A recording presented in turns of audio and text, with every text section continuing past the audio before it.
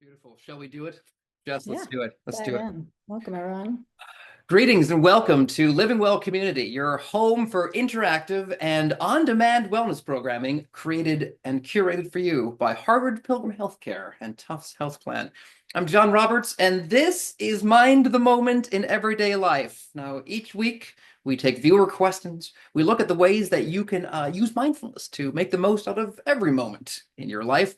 I'm here as always with a woman who is so mindful. She really does enjoy watching the grass grow. It's Jessica Morey. Wow, Jess, hi. How are you today? I am good. And actually, John, I'm looking out the window at this tall grass that has grown quite high. I'm at the Insight Meditation Society, leading a retreat. All right, Jess, before we get into the viewer question that will drive our conversation today, let's charge right into part one. That's icebreakers. Jess, I'm wondering if you can do the following. Name for me, you're in a kitchen right now. Name for me a single use, generally superfluous, generally frivolous kitchen tool or item that you nevertheless love and that you would not give up for anything in the world. Oh, gosh. It could be there with you now. It could be something at your home. You know what it is? I have this like little tiny teacup espresso cup that's like porcelain and flowered. I know this because I just unpacked my kitchen and put it back. And I've had this little tiny porcelain cup. Like I'm really into cups. I have this tiny porcelain. I've had it since high school. So we're now at like 35 years or something, whatever. Over three decades, 30 years, whatever. I'm not that old. But I it's like an espresso cup, I think. And I think I've used it like 8 times in my life, but for some reason I can't. I think it's so cute. It was so sweet. This person who gave it to me, and I just keep putting it in my cabinet and not using it. What does it look like? I mean, It's like white with little flowers, like pink and blue flowers, and it's just a tiny little cute little espresso. I think I aspire to have an espresso machine, mm, and then I would use it. Mhm. that's not outside your reach, Jess. This is when's your birthday? Maybe we should do a registry for you. It's, It's it's in March. oh well, have to wait a little while. But sometimes I wonder if I like the idea of espresso more than I actually like the flavor, like the experience of it. Yeah. Have you tried getting it? Have you tried a Nespresso machine? It's a good Oh good yeah. to, I love them so much. Like whenever I go to like someone's house or an Airbnb, I'll have like 5 of them in a day and just keep, but then I feel horrible about the wastefulness of the pods. So I yeah, won't let that's myself true. buy That's one. true. Yeah. What I find it works really well, especially if you're getting ready to meditate, is just fill an entire cup just with an espresso and just go to town. Jess, for my own part, I am enamored with this small, triangular, orange-hued scoop designed to scrape the soppy, beseeded guts from pumpkins, which goes by the fantastically fitting name, the Pumpkin Master, which is coincidentally also what I have trained my son to call me when I serve him pumpkin pie. Thank you, Pumpkin Master, he says. Jess, you may be thinking, why not just use a spoon? Why not just use a spoon, John, like a normal person? Well, that would be like driving around in a Toyota Camry between the holes of a golf course, right? I mean, like you could do it, but in that case, you might as well just be hitting the golf balls with an umbrella. Are you a fan of Halloween? Do you like carving pumpkins? Yeah, totally. I love it actually. I'm really into it. I love carving pumpkin. I love trying to be like more creative and artistic every year. Yeah. Do you like, you thinking maybe like a pumpkin spice espresso might be the thing that you need in your life? Or... No, no. Well, folks, we'd love to have you be a part of the conversation today as well. Open up the chat. Let us know which useless kitchen gadget is your personal fave. What's your favorite variety of pumpkin, if you have one? Actually, Jess, can I tell you some of my favorite pumpkin variety names? Please. These are all real. Baby Bear, Dark Knight, like the Batman movie, Yugoslavian Finger Fruit, and Fungo. And of course, any other questions or comments that might arise for you, please put them in the chat. We'd love to hear them. Now, Jess, are you ready for part two? I Your am, John. questions. All right. Bring it, please. Okay. And hopefully this will inspire some questions from folks that are listening. Carrie, Lauren, Lori, everyone who's here. Any questions you might have? We really want to respond. Dear Jess and John, up to now, I've been learning about mindfulness by reading books by people who I have come to understand are well known and well regarded teachers, and also by attending sessions like this one. But I've started to think it might take my practice to the next level if I were to establish a relationship with a teacher. I'm worried, though, that I don't know enough about mindfulness to know if a teacher is good or not. I'm even more worried that I don't know enough about mindfulness to know if a teacher is really bad or not. Do you have any thoughts, Jess? What do you think? Yes, I do have thoughts. So the first thought that I have is I I really actually value the idea of trying to build a relationship with a teacher um, or even just with a person whose practice is a little more progressed than yours, have been practicing longer. Sometimes we call that a kalyana mitta. That's like a spiritual friend. So it doesn't have to be, I don't know if you know Joseph Goldstein, but it doesn't have to be like the most famous teacher to be a useful relationship. But it is really helpful in that if you work, it's helpful to have someone who can get to know your mind and some of your patterns and some of the ways that you practice and your history. And then they can help guide you in terms of like, what are your goals of your practice? What are your particular conditionings and patterns of mind to point out particular kinds of practices you might want to explore next, or ways to practice and balance your practice so that it will be more effective. Hmm. And that is possible. There's definitely ways, like we're not that different, but people have different kinds of minds.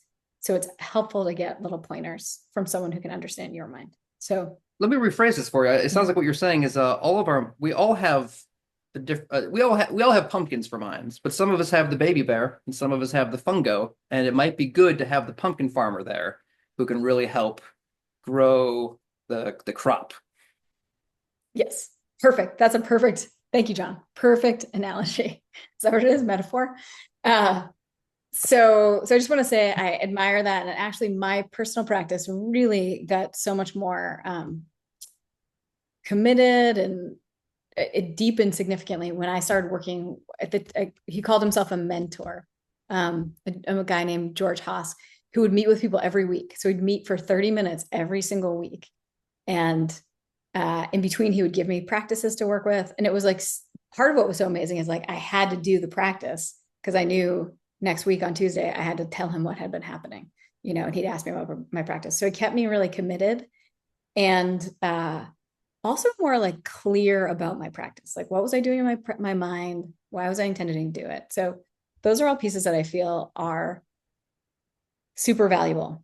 At the same time, it can be challenging to find someone, as this person is pointing out. In terms of choosing a meditation coach or teacher that you're going to build a relationship with, the big picture you can always get on. You can like try to listen to them as much as possible. And especially nowadays, you can listen to so many people online and just get a sense of like, do you jive with their approach and their personality and the way they're talking? And then if you're thinking about getting closer to them, there's a few things that you really want to be looking out for. So one is the first thing that I would say is their ethics and integrity. Like, are they actually, to the best of what you can know, living in a way that has like aligned with values of non-harming? That would be the thing.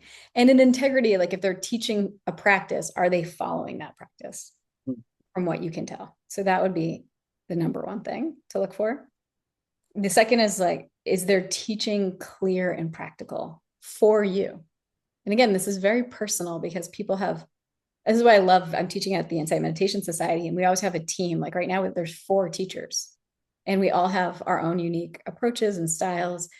And so what's clear to one person, like what I say might be clear to one person, but not to someone else. They resonate with Matthew, for example. So finding someone that feels clear and practical for you. And then the final thing is, what is their training and lineage? Like it does matter you probably want to get a sense of do they have any official training or lineage or history? Who are their teachers? Are they approved to teach in any particular lineage or format? So those are some of the things I think about. It's interesting, Jess, because you've been gesturing towards this idea about that it's a very personalized thing that you mentioned Joseph Goldstein. I think of Joseph, people who know Joseph, they might think of him as like, oh, he's the best mindfulness teacher. And I think because mindfulness has at this point risen to somewhat of a commodity status, I'm sure there's people out there who are like, okay, who's the best teacher?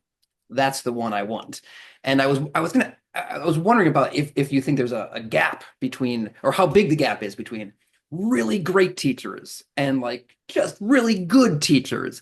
But I feel like what I'm hearing you say is that it's not so much about the greatness of the teacher and more about how you relate to their teaching. Does that sound right? Yeah, that sounds right to me. And then also, I mean, here's a way to think about it too, is like, say you're going, you're trying to get across the country, right? And like, say Joseph or some of these more famous teachers, Sharon Salzberg, are like already all the way over in California. We're here in Massachusetts.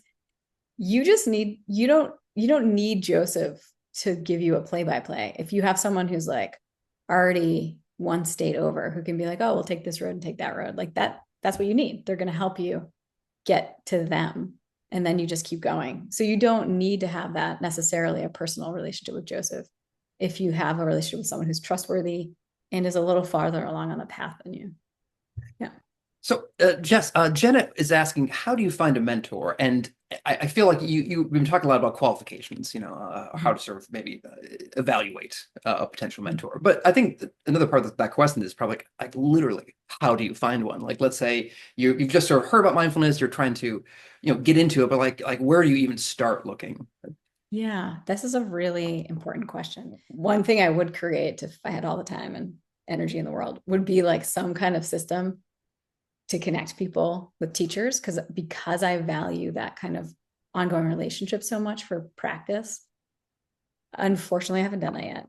So in the meantime, things that you can do is you can get on like, so I'm clearly very much in the Buddhist world. You can get in on something called Dharma Seed, um, which is a meditation resource. You can listen to talks. You can go on retreats with different teachers. And if there's anyone that you feel really resonant with, you could actually just ask them. Like if there's someone on Dharma Seed or you hear online, look them up, check out their website, see if you can contact them. Sometimes on their website, it'll say that they meet with students. Sometimes it's more that you just have to ask them and then they'll share with you whether they meet with students on a regular basis. I'm thinking about that. You also mentioned the qualifications. And you said in the Buddhist lineage, there's places where like Dharma Seed would have sort of a kind of an archive of different teachers teaching. But I'm also thinking that there's certain training programs that probably have a more secular bent that I think also are qualifying, or are good credentialing institutions. And one I know is the UCLA mindfulness Oh, training yeah. program is known to be quite good. I believe that would be your opinion as well. Absolutely. Yeah. Yep. Mhm. And you went through the Insight Meditation Society's training program as well, right? Yes. So this is and of course then there's the maybe the most long-standing is the MBSR training, which is done UMass Medical School, but also Brown University has a really good mindfulness training center. The other thing that I think can be helpful sometimes is it can be helpful to have teachers who have shared lived experiences with you. Like if you have kids, like did they have kids? If you have a crazy job, like there are teachers out there who like have applied mindfulness in their meditation practice. So you might also look for that, teachers that have some shared lived experiences that they can guide you through as well. Yeah. Well, Jess, I think we should do some meditating. What do you think? Oh, yeah, You ready totally. for it? Yeah, for it? Yep, totally. Okay, wonderful. Okay. So what I think I want to practice today, we'll just do a short practice on emotions. And I'm inspired because that's what I taught this morning. And also, Tucker, I'm seeing your question about waking up on the wrong side of the bed and kind of spiritual bypassing emotions. So let's let ourselves actually explore some emotions in the practice right now. Okay. So let yourself settle in. You can take a few deeper breaths or maybe stretch or move in any way that would feel good. Take a long, slow, complete exhale.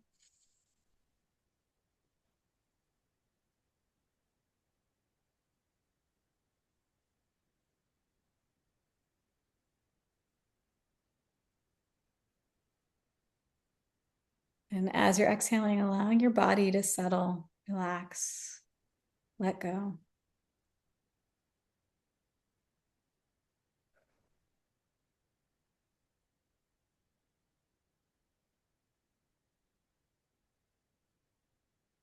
And then to begin this practice, just see if you can choose some kind of sensation in your body. It's a simple sensation, like your seat on the chair or feet on the ground. And just allow yourself to feel that. Just deeply allowing that sensation.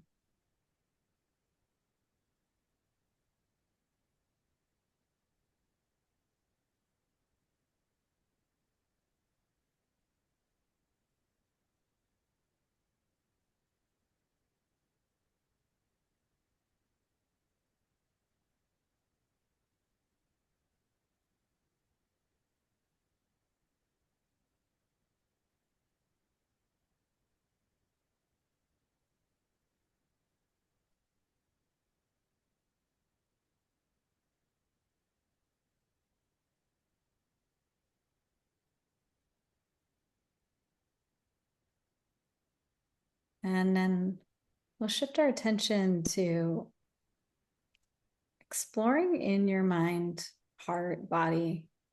Just see if there's any emotion present right now.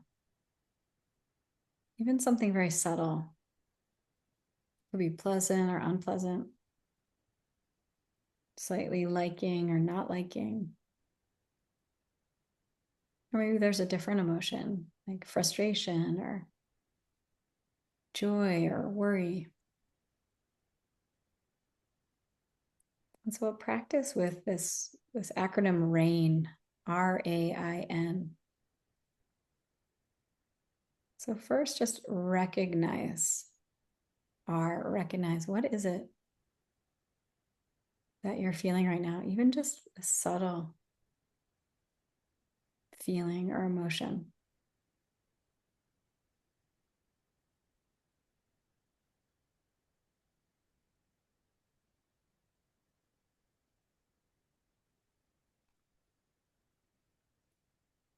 And then allow or accept. So just, is there any part of you that can just accept, yeah, this is what I'm feeling right now. It's like this.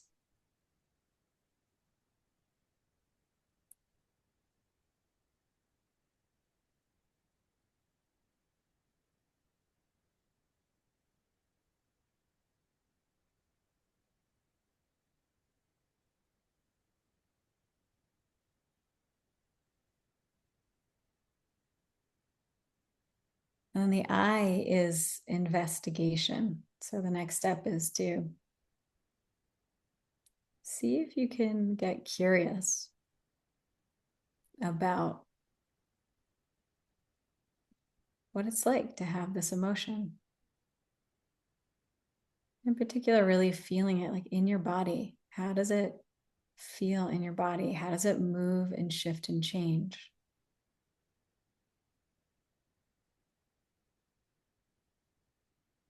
How does it feel in your mind?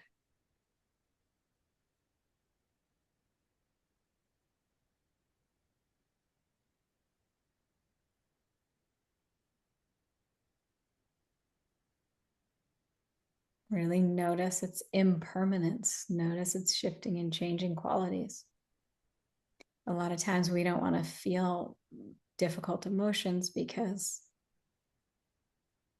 we think of them as permanent, unchanging. So let yourself notice that this is changing. It's moving and changing. It's not a monolith.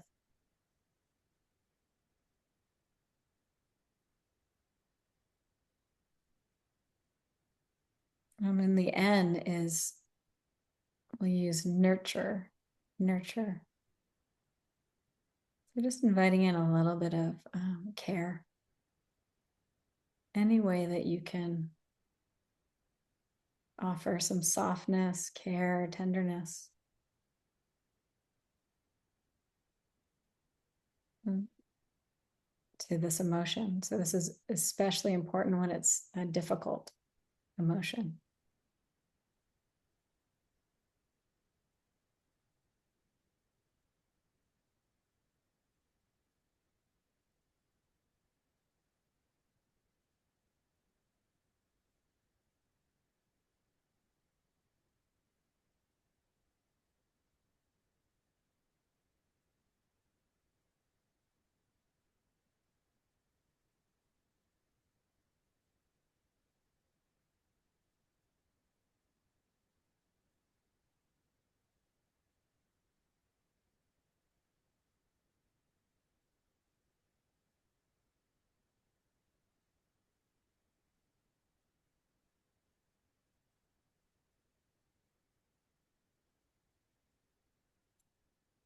All right, and then you can let all of that exploration, investigation go. You might take another couple deep breaths.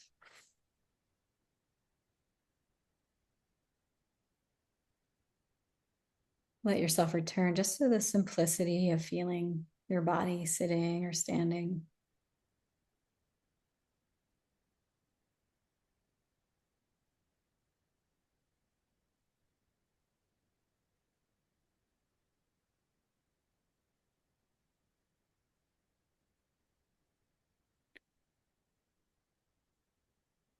And then when you're ready, you can open your eyes and just reorient to the space around you. Thank you, Jess. So before I say anything else, for folks who might have questions you would like to have us address in future episodes, please email us at askmtm@point32health.org. And if you'd like to watch this episode again, it will be posted to our YouTube page and also our podcast feed later this week. I've put the links you'll need in the chat. And also, if you're watching this as a recording already, those same links will be in the show notes below.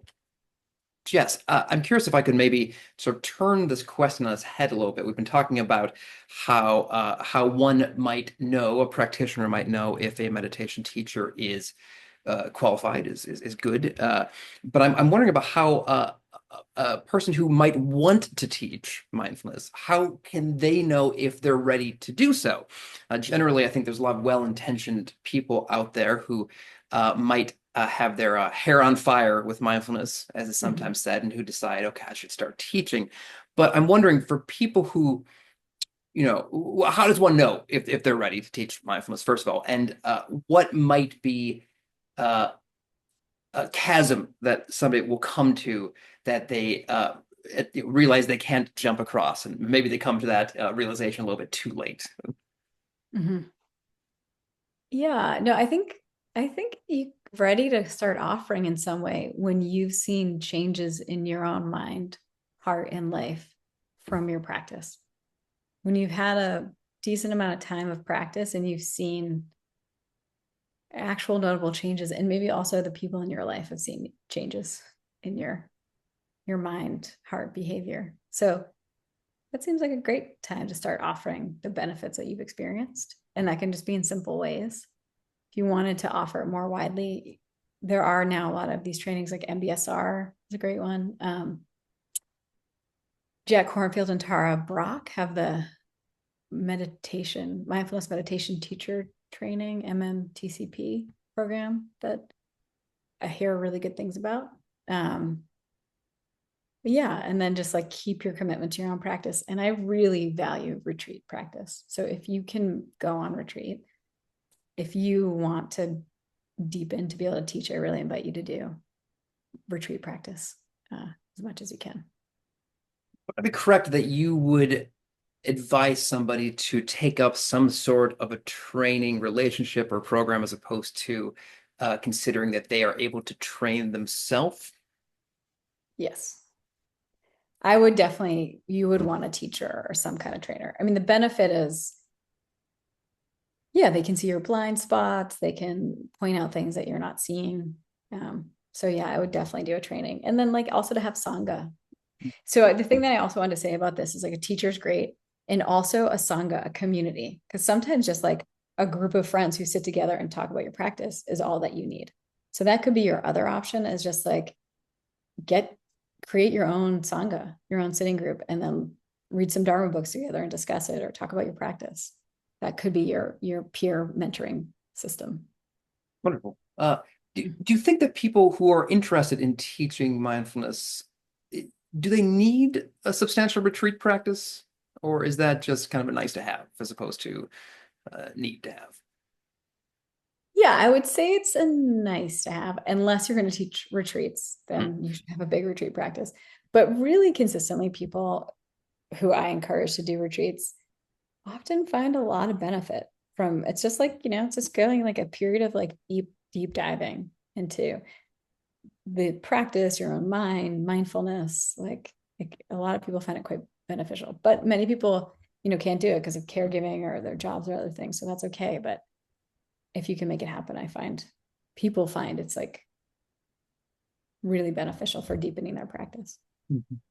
Finally, Jess, if I may ask, what is the theme song for your mindfulness practice this week?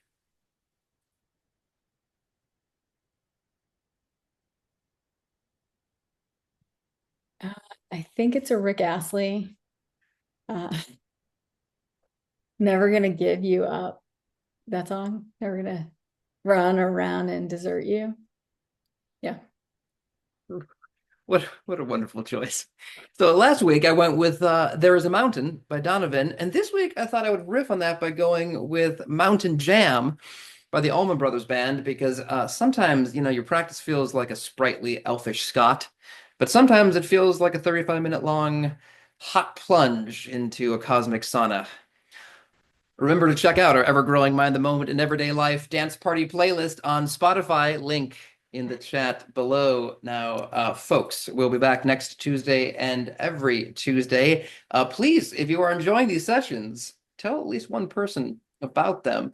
These sessions, like all of our Living Well community sessions, are free and open to all so that you can bring your community while you build your community. Thank you so much for attending. Thank you, Jess, as always, for your guidance. And we will see you all again very soon.